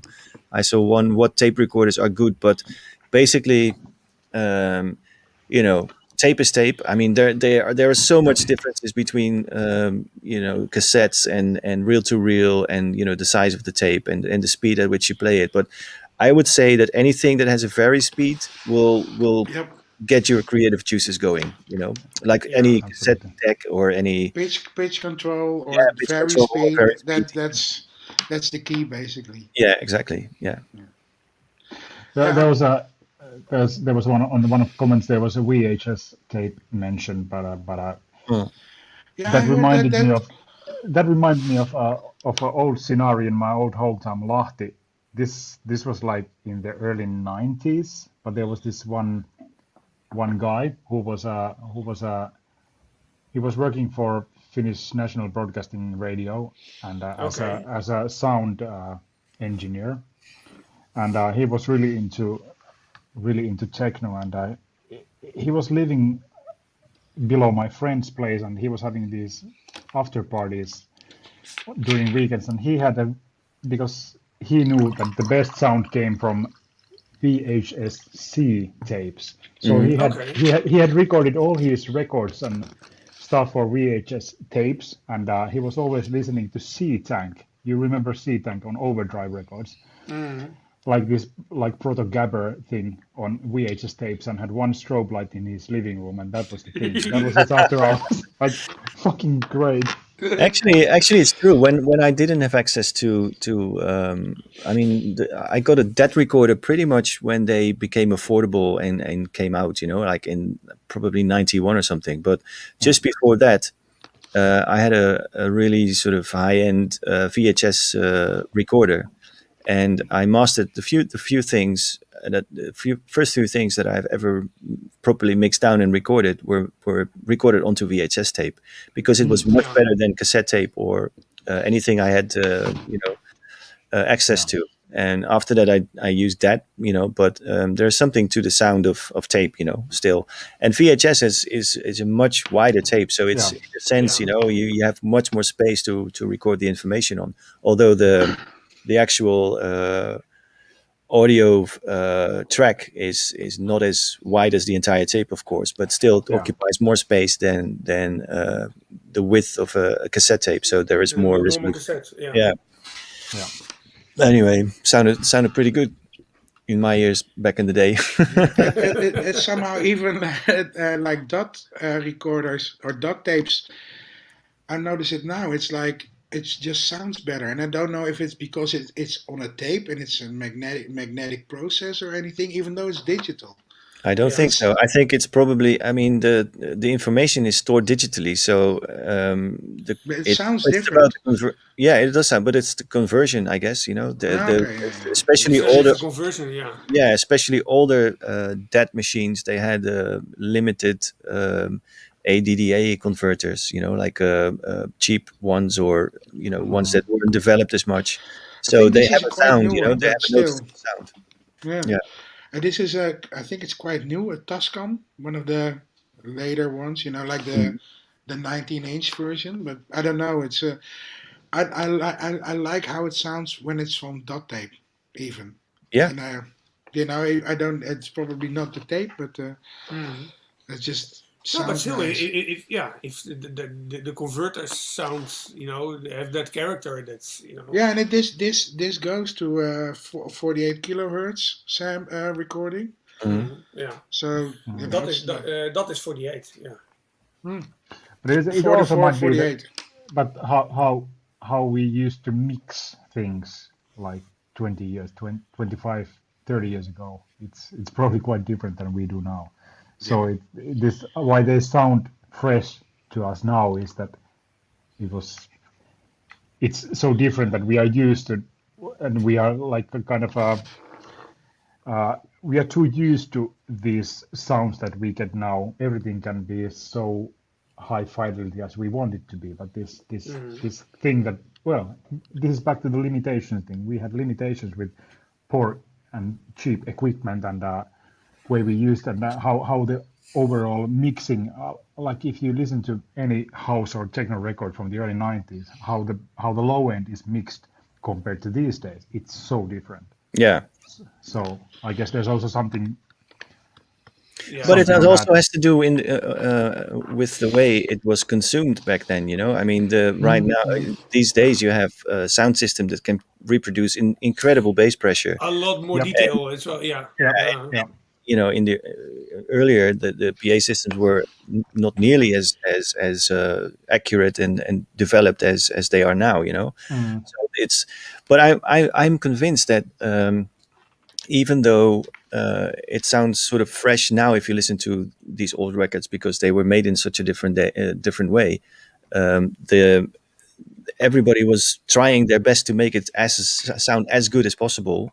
Absolutely, yeah, always using limited gear. Like still, you can argue we still use limited gear. All gear has a limit somehow. I mean, frequency ranges that you can capture and the frequencies you can push in a DAW, with all these really accurate surgical EQs and shit that is available these days, makes it much easier to have mixes that occupy the entire spectrum and are like beautifully peak limited and stuff like that. So everything is louder and fuller.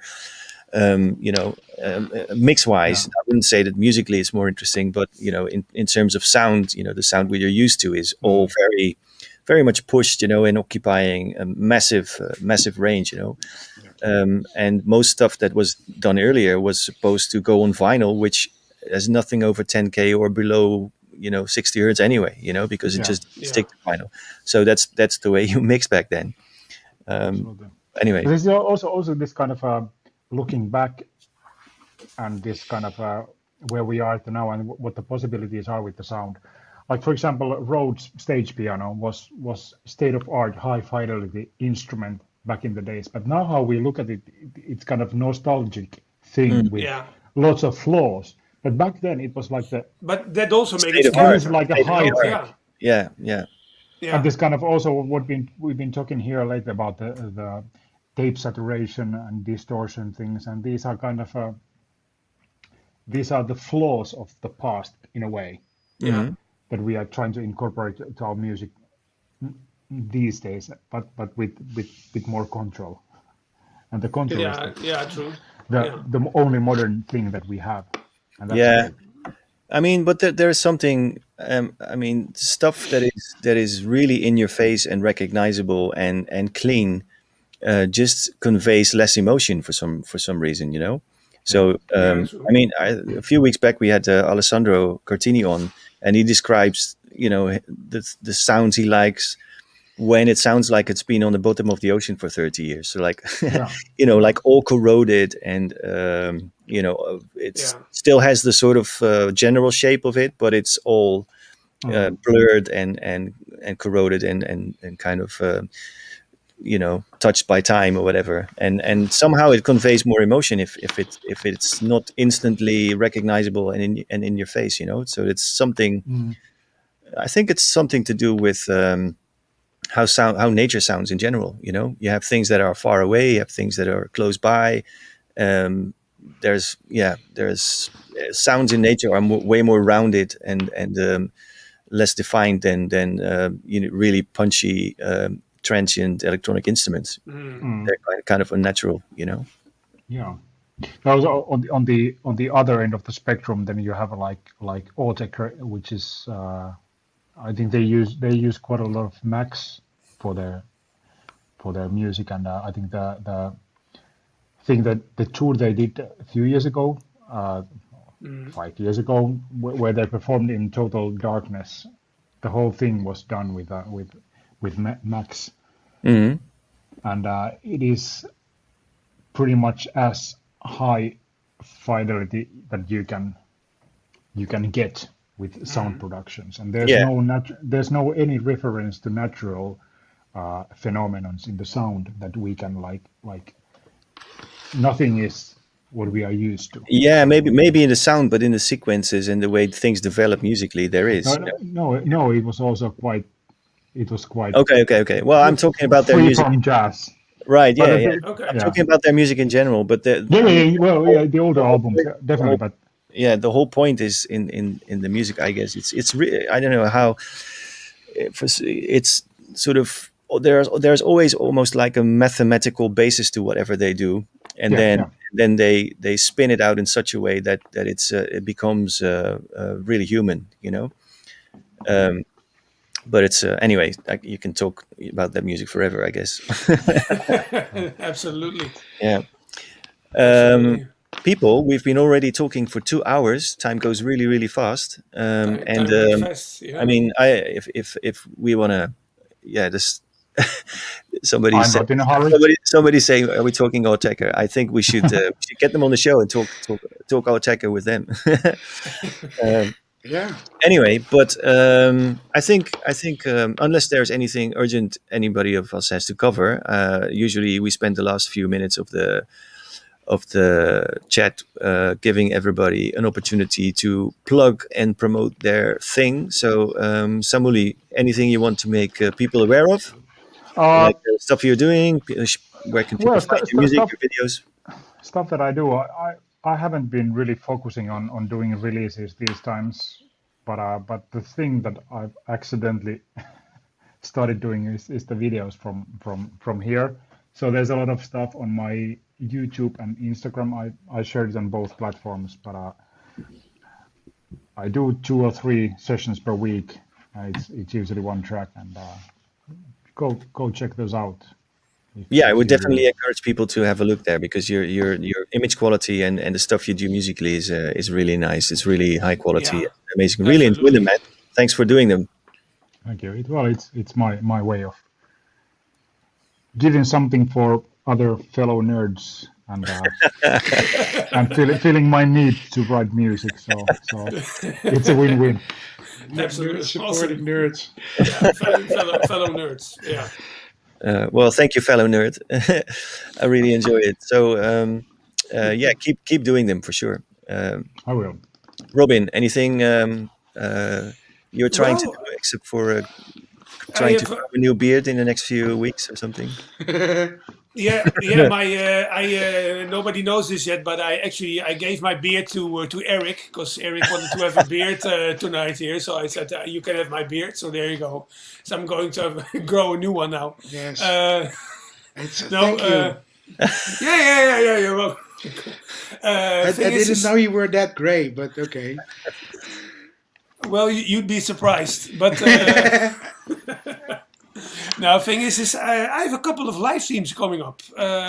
Something on Sunday that I don't know if I'm allowed to share yet. So I'm just going to say that something on Sunday. And let's see, on the 6th of March, I'm doing another live stream, special acid set on the channel on Twitch. Twitch. They asked me to do. They are doing an event where everybody does acid sets, so I'm going to do that. Oh, nice. And there's going to be an acid live set. And on the 8th, I have another chat with Camille Damen, who was also here about Ableton 11 and things like that. Okay. So cool. yeah, those are things that I'm preparing for and looking forward to. Cool. Thanks, Robin. Yeah. Thanks for joining again. And I Thank you. encourage Thank people you for to the check out invite. what Robin is up to. Always amazing stuff. And Eric, anything can we expect from you? Anything you want people Yes, to hear? it's been a bit on the back burner for a bit because of the baby and stuff. But my debut, finally, after making music for 30 years, my debut album is coming out. Oh, wow. Awesome. Okay, cool. It's my ambient project, Machines of Loving Grace. Okay. And I have the tapes here already, so we're gonna do digital and tapes. And I'm getting it up to Bandcamp now, and it should be in the next couple of weeks. It should be released, as it were. That's the one thing, and I'm just finished a remix of my own old track of mine that's coming out, but I don't know when. But I'm happy it's finished because it took me long enough. Awesome. So yeah. After 30 years, that's amazing. Yeah. and funny that it's an ambient debut. Amazing. Yeah. It's like it's acid music to help you fall asleep. Awesome. Okay. Well, I'm definitely going to check that out and fall asleep Yeah, too. I'll send it Yeah. over. But, Eric, one more thing. What's a link to your Bandcamp? I don't have a Bandcamp. You haven't set it up yet. Hello. Oh, that scared him, Robin. Oh shit. Okay. Well, anyway, I What's think that, I think Eric is on Hello? Twitter for sure. Hey, yeah, you're back. Hey, I was Okay. on. Okay. Okay. I have to set it up the Bandcamp thing. Okay, So, okay. but if you wanna, I have a Facebook page. It's called Machines of Loving Grace. Okay. I'll put all the Awesome. info there because that's the way you can find out about it. Yeah. Yeah, Sandra is Okay. probably looking for the link right now, and he'll Yeah. post it in the Yeah, comments. I so saw it. Yeah. yeah. Okay. Cool. Okay. Thanks, Eric. Well, really nice catching up. Really nice Yeah. talking to you, and looking forward to the Nice to album. be here. And yeah, thanks to Samuli. To Hey, Peter. but is there something coming from you? Yeah. I was about to say that. I was Okay. thinking, Has anybody asked Yes. it before? We are always like asked at the end. But yeah. I want to have the Turning. last word, So yeah. no, as always, there is a live session on Sunday as part of the Stay Home Sound System series. So yeah, you can expect one on this Sunday too. We're keeping secret who is going to be there, I guess. I'm curious. Yeah. I'm curious too, Robin. Okay. And so that's every Sunday, and we'll keep that going for a while. And next Wednesday we'll be back with a new Not Twiddlers Hangout, and we have a Patreon page where you can support our projects and get sound banks and masterclasses and such. Link should be in the chat in this description of the video as well.